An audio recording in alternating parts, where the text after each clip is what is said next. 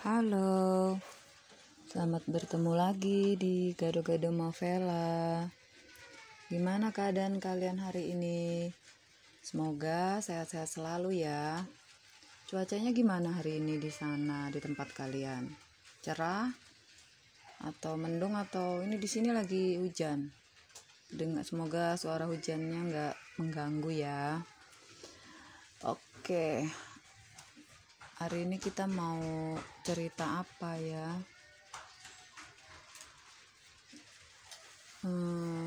Lagi nggak ada ide ini, makanya bingung. Ini cerita apa ya? Oh ya, ini ada teman saya kita sebut aja Mbak Mei. Mbak Mei ini dia pernah cerita sama saya gini loh. Dia itu kan punya suaminya itu selingkuh ya, lagi-lagi cerita pelakor ya. Bingung habis mau ceritain apa juga ya kan, ya begitulah. Jadi dia cerita suaminya itu selingkuh, terus ya gimana ya, Mbak Mei itu dia punya anaknya itu ada 3 gitu kan. Nah terus anak-anaknya tuh nggak tahu, karena anaknya kan masih kecil, maksudnya nggak tahu kalau bapaknya selingkuh. Mbak Mei itu nggak cerita sama anak-anaknya, karena kebetulan dia juga nggak ribut nggak apa gitu sama suaminya kalau di depan anak-anak, ya memang bagusnya gitu ya. Jadi anak-anak kita itu nggak trauma, lagian nggak perlu juga lah tahu aib-aib yang nggak penting gitu ya kan.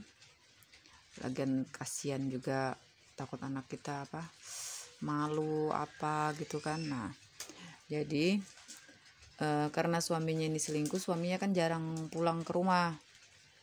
Jadi suatu hari Mbak Mei itu pas lagi nonton TV, kebetulan nih adegan cerita di TV itu tentang perselingkuhan gitu loh ya kan. Jadi pas nih, jadi Mbak Mei iseng nanyain anaknya gitu ya kan, ya maksudnya dia mau tahu aja gimana reaksi anaknya gitu ya kan. Dia bilang, Kak, dia bicara sama anaknya yang paling gede, cewek kan, Kak, gimana kalau papa itu seperti cerita di TV itu, katanya Mbak Mei sampai ketawa-ketawa gitu kan. Dia mau tahu reaksi anaknya. Si anak langsung jawab kayak gini, kita laporin ke polisi aja mah, kata anaknya dengan cepat. Hah?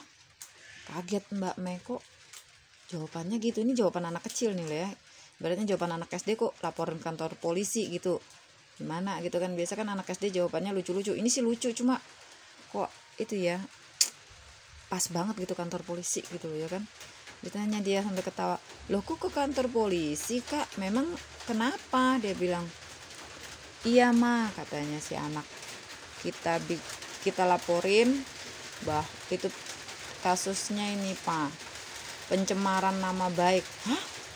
Pencemaran nama baik? Mama jadi mikir nih kan, si Mbak Mei, anak kecil kok tahu pencemaran nama baik. Langsung katanya si Mbak Mei sama anaknya, memang kamu tahu dari mana kak tentang pencemaran nama baik?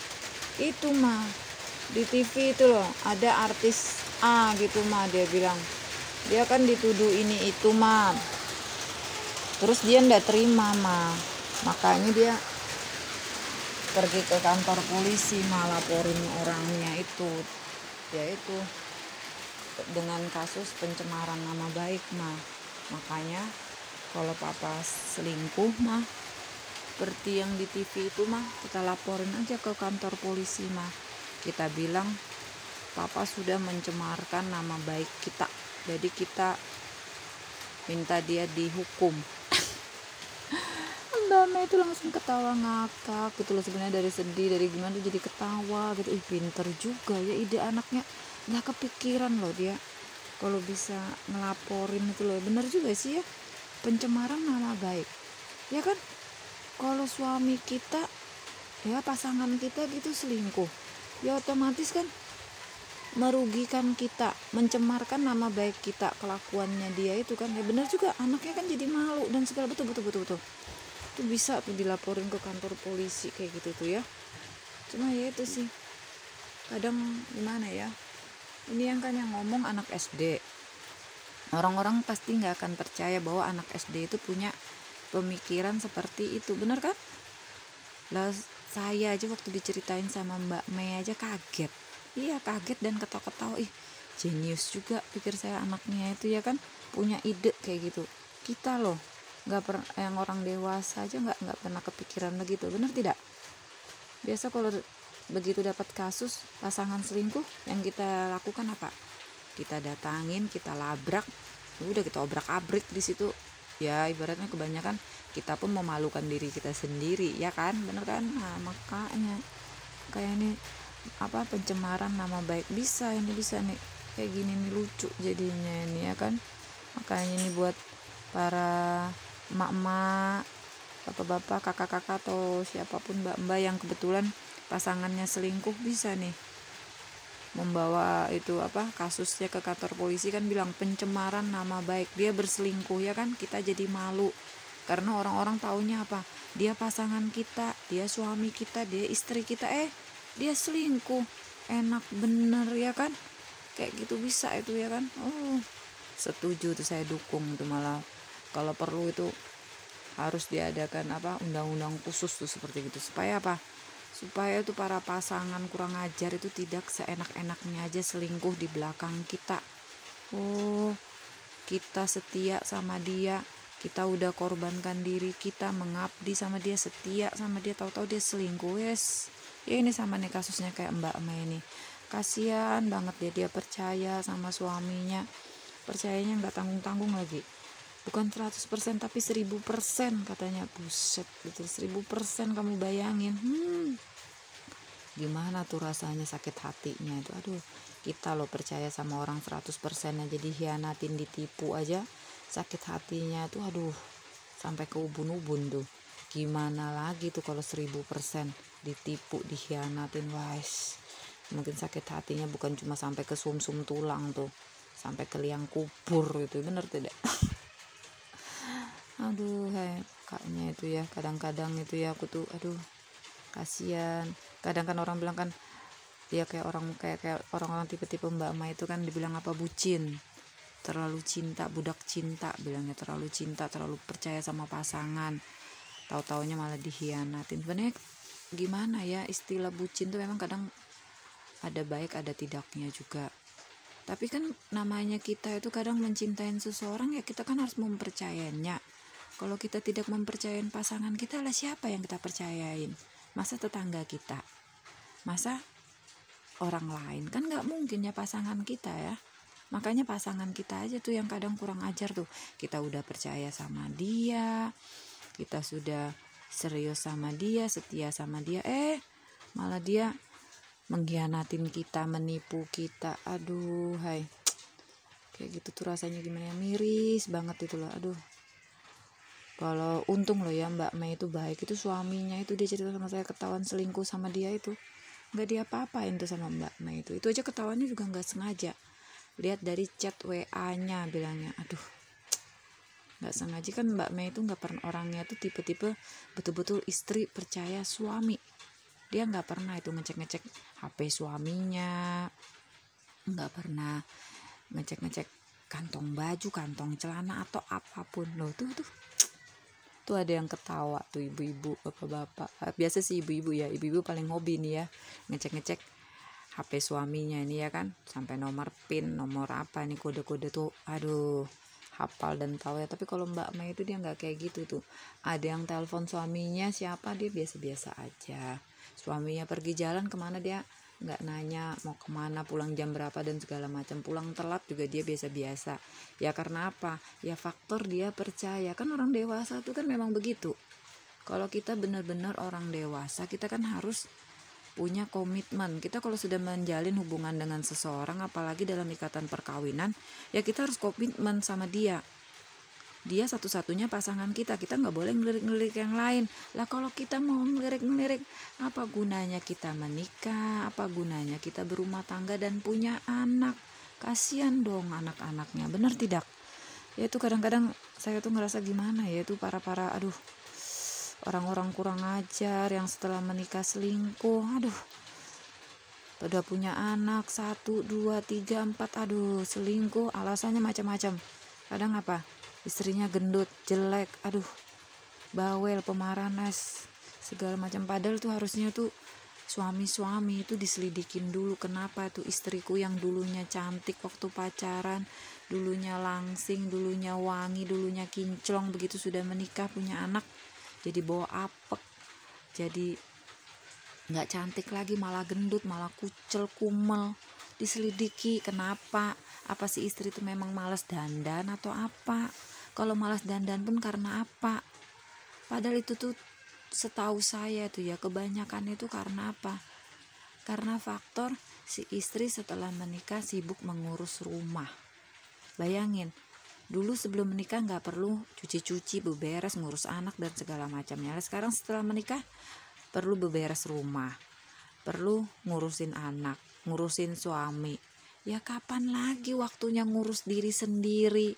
Lah terus loh, kalau dapat uang dari suami, ya otomatis dibeliin apa? Dibeliin susu, dibeliin popok anak, aduh. Terus dia apa? Dibeliin makanan, lauk pauk untuk suami. Lah buat istri ada berapa? Nggak ada. Sisa-sisa hangsulan paling berapa? Paling banter cuma bisa beli garam. Aduh.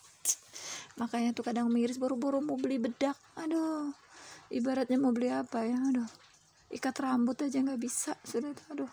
Makanya tuh para suami tuh kadang kurang ajar banget loh. Ngasih gaji sekian, mengharapkan istrinya kinclong, wangi, dan kasih pembantu. Nah, kalau ada pembantu urus anak. Kalau ada pembantu urus rumah. Istri urus dirinya sendiri, kasih duit jajan, kasih duit untuk shopping. Benar tidak? Ya kan ibu-ibu kan? Nah, itu yang ngangguk-ngangguk yang paling kenceng segala macam, senyum-senyum itu pasti itu ngalamin seperti itu juga ya Bu ya. Karena saya juga ngalaminnya seperti itu Bu, pernah juga itu. Aduh, makanya tuh jengkel banget. Makanya tuh enak tuh cari duit sendiri Bu. Kita mau beli lipstik harganya ratusan ribu, nggak apa-apa, duit kita.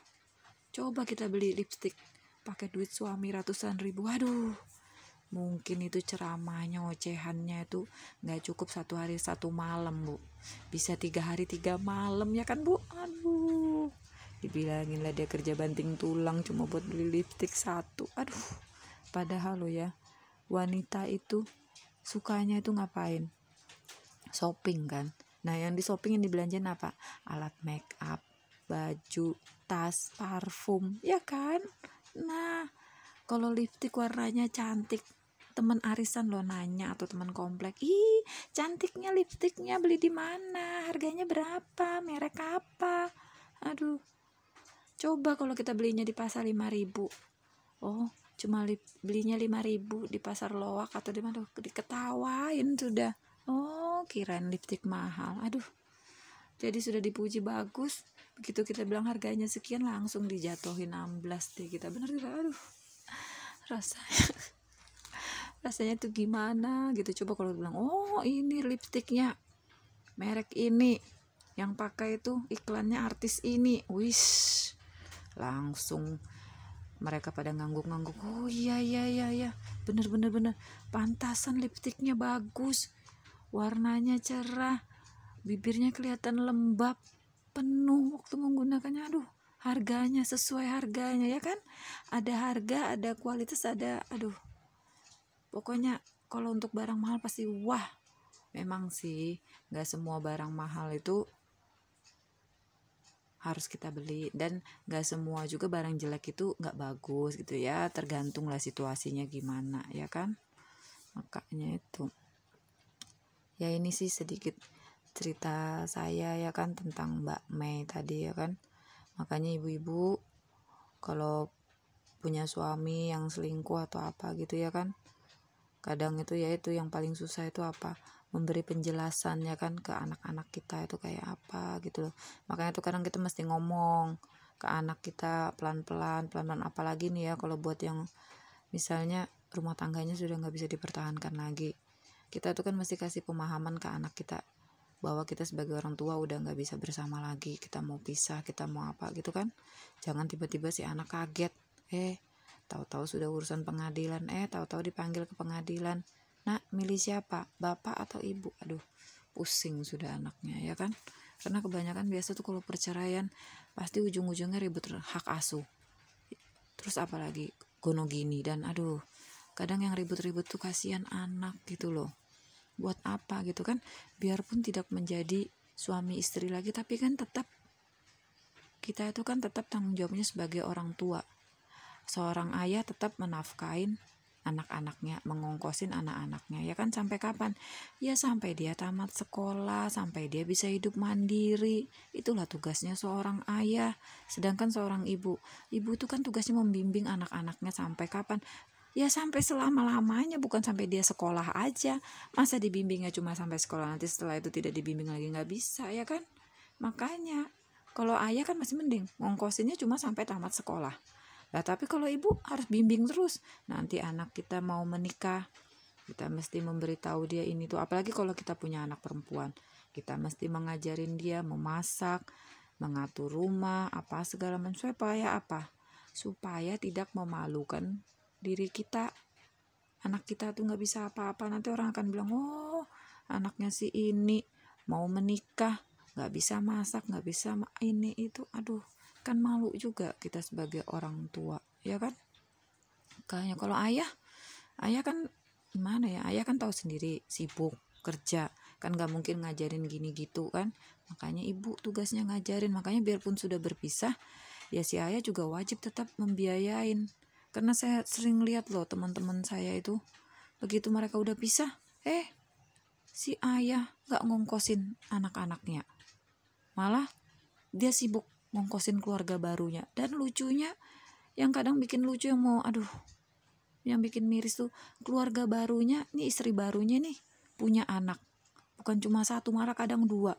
Dia ngongkosin anak-anak tirinya, anaknya sendiri yang kandung gak diongkosin. Aduh, aneh kan? Itu dunia terbalik jadinya itu kan. Tuh bapak gimana, anaknya sendiri gak diongkosin, anak orang diongkosin. Padahal kan, gimana ya? Ya boleh aja dia ngongkosin anak tirinya, anak istrinya itu kan. Tapi ya harus adil juga kan, ongkosin juga anaknya. Masa anaknya kelaparan, kekurangan, dah sekolah atau apapunnya kan. Sedangkan ayahnya di sana happy-happy dengan istri barunya, dengan keluarga barunya. Gimana coba perasaan anak-anaknya kalau lihat kayak gitu, ya kan? Bayangin aja kalau kita yang jadi mereka, gimana perasaannya? Makanya kadang tuh ya para orang tua, ya bapak, ya ibu, sebelum bertindak apa-apa itu coba tolong pikirkan. Bayangkan atau jadikan diri kalian itu mereka, anak-anak kalian. Gimana perasaannya kalian kalau orang tua kalian begini, begitu. Kalian akan bisa merasakan bagaimana perasaannya mereka gitu loh. Ya, saya rasa cerita saya cukup sekian dulu ya. Maaf loh ya kalau banyak ocehan-ocehan gak jelas. Ya ini kan cuma sekedar cuma sekedar nasihat aja sama masukan aja buat ibu-ibu, bapak-bapak, mbak-mbak, mas-mas semua kan. Ya siapa tahu pas dapat kasusnya sama atau mirip-mirip seperti ini kan ada ide atau apa gitu ya kan. Oke, semoga kalian senang ya. Jangan lupa subscribe, like, share, dan bunyikan lonceng notifikasinya ya. Terima kasih atas dukungan kalian. Bye-bye.